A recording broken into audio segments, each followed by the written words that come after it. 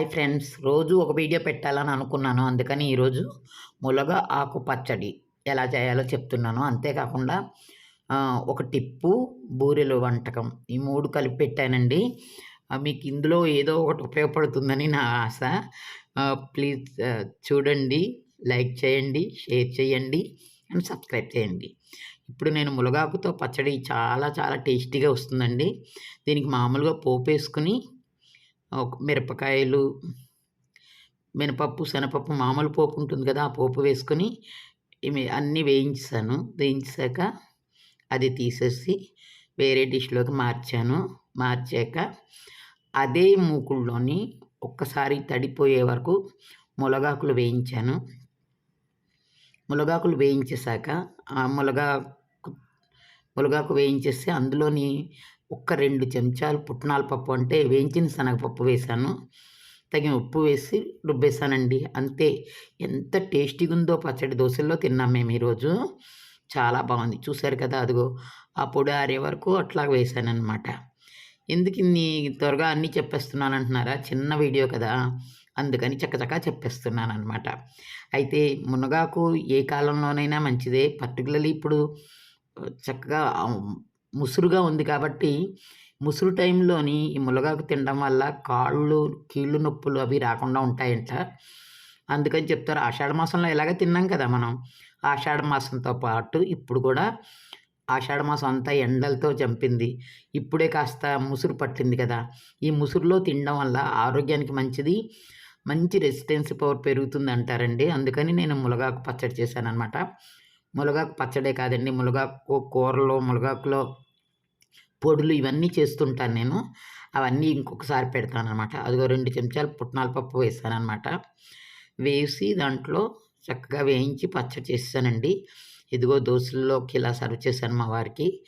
ఎంత టేస్టీగా ఉందో చెప్పలేమనుకోండి. అబ్బబ్బబ్బబ్బా, నోరు ఊరిపోయిందంటే నమ్మండి. మరి మీరు కూడా ట్రై చేసి మీకు ఎలా వచ్చిందో నాకు చెప్పండి. అయితే 2 దొండకాయలు సాధారణంగా ఎండి ముదిరిపోతాయి కదా, ముదిరిపోయినవి ఎలాగ పచ్చడి చేసుకుంటాము.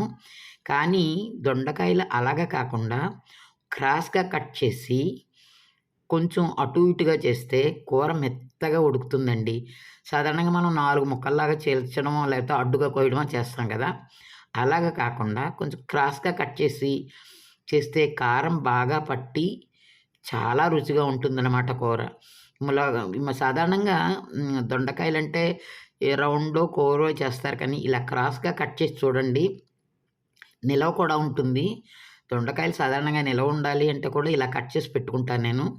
పండ్లేమో పచ్చడి చేస్తాను, కూరేమో ఇలాగ క్రాస్గా కట్ చేసి పెట్టుకుంటే ఒక వారం వరకు అలాగా ఫ్రిడ్జ్లో పెట్టినా ఏమి అవ్వదండి.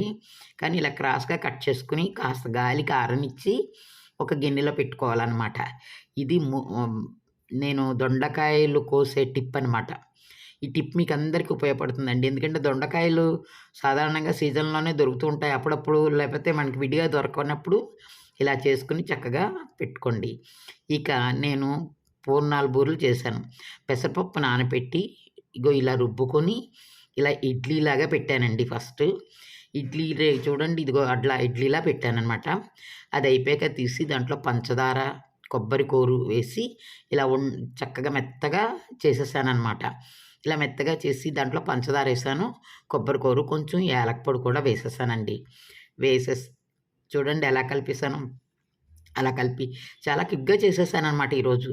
అది కలిపాక చక్కగాను మెత్తగా చేసేసాక ఇలాగ కొంచెం యాలకపొడి వేసి అంతా దగ్గరికి వచ్చాక మళ్ళీ ఒకసారి మిక్సీ పట్టానండి. ఎందుకంటే మెత్తగా చక్కగా ఉండల్లాగా వచ్చేస్తాయని. అలా పడితే చక్కగా ఎంత బాగా వచ్చాయో చూడండి, లడ్డూలాగా. దీన్ని మామూలుగా మన బూరెలకు మన పూర్ణం ఉంటుంది కదా, మామూలుగా తోపు పెడతాం కదా, ఆ తోపు పెట్టి రెడీ అయిపోయింది. ఎదిగోండి, ఇది బూరెల వంట.